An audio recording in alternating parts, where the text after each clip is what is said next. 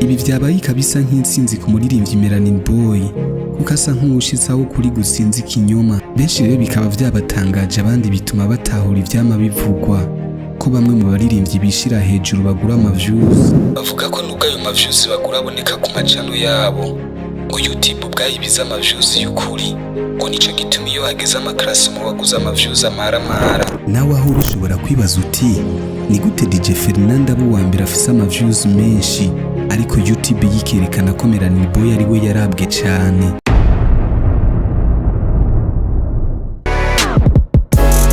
Reka nsubire ndabaramutse nongere ndabahe n'ikaze kandi mu kiganiro X News.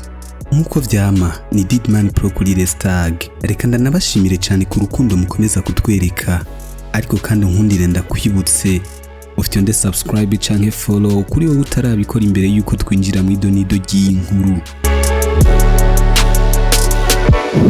Uyu munsi turavuga ku muririmbyi Melanin Boy benshi mukunze kwita umuhungu w'isezerano. Nimwe mu baririmbyi bagiye barigarurira imitima ya benshi mu buryo butangaje. Haruhande y'inyandiko yiwe igizwe n'amajambo akora cyane ku mitima n'ijwi ryiwe benshi bavuga ko bakunda, yahuye n'ibibazo byasa no gukumirwa n'uwo bahoranye mu mugwi wa We Love Muzika, bituma haba abafana bamugwa inyuma. Uwo musore yasa n'uwatereranywe nk'uko yagiye aravyivugira mu biganiro bitandukanye.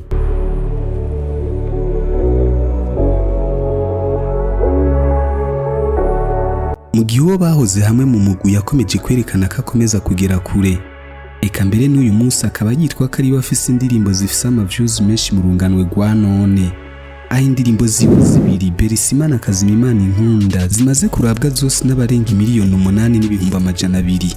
Ivyo uwo musore agakomeza kuvyerekana nk'uwashoboye gukora ivyananiye abandi. Reka twinjire neza na neza mu ntumbero y'ikiganiro. Nawe aho ushobora kwibaza uti ni gute DJ Fernando abo wambere afise amavyuzi menshi ariko YouTube yikerekana ko Melanin Boy ariwe yarabwe cyane. Mbega ivyo bishoboka gute? Kugeza uyu munsi nk'uko twabivuze haruguru, mu ndirimbo za none, indirimbo za mbere mu Burundi zifise amavyuzi menshi ni indirimbo za DJ Fernando, ariko abatari bake bakaba basa n'abakiri muri kabaza bivanye na post umuririmbyi Melanin Boy yashize ku rubuga rwa Facebook. Akoresheje ifoto ya screenshot yerekana chat za YouTube uko indirimbo zirabwa canke abaririmbyi uko bakurikiranwa bafatiye ku bihugu. Bikaba bitangaje cyane, mbere bikaba bisa nk'imboneka rimwe, aho uwo musore afata ikibanza ca mbere mu baririmbyi bumvirijwe cyane mu gihugu c'u Burundi, hakurikira umuririmbyi Diamond Platnumz wo mu gihugu ca Tanzania.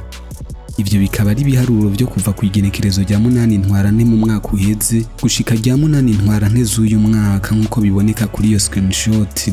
Ni mu gihe umuririmbyi Diamond Platnumz yamaze imyaka itari mike kuri urwo rutonde afata ikibanza ca mbere, kuko ico gihe abarundi bumviriza indirimbo zo hanze gusumba iz'abarundi. Benshi rero bikaba vyabatangaje, abandi bituma batahura ivyama bivugwa ko bamwe mu baririmbyi bishira hejuru bagura amavyuzi. Eka n'umuraperi bafise yarabivuze mu ndirimbo aheruka gusohora yise Umufana. Abahinga mu vy'imbuga bavuga ko nubwo ayo mavyuzi bagura aboneka ku macano yabo, ngo YouTube bwayibiza amavyuzi y'ukuri, ngo nico gituma iyo hageze amaklasi mu baguza amavyuzi amaramara, kuko yisanga mu bibanza vy'inyuma mu gihe we yiyerekana ko ari imbere.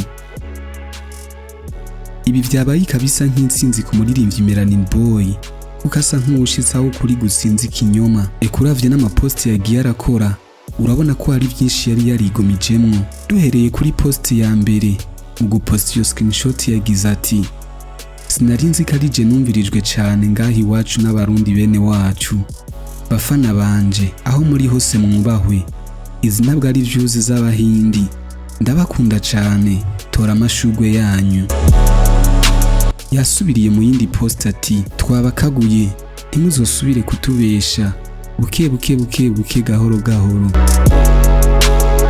Nubwo bisa nkaho DJ Fernando ari muri abo Melanin Boy avuga ko bahinyutse, DJ Fernando we ntiyacitse intege kuko yagarukanye nawe screenshot ku rubuga rwa Instagram yerekana za ndirimbo ziwe zibiri za mbere. Araheza yandika caption mu gifaransa ati: "Ces deux chansons sont les miennes et aujourd'hui elles sont les plus regardées sur YouTube au Burundi.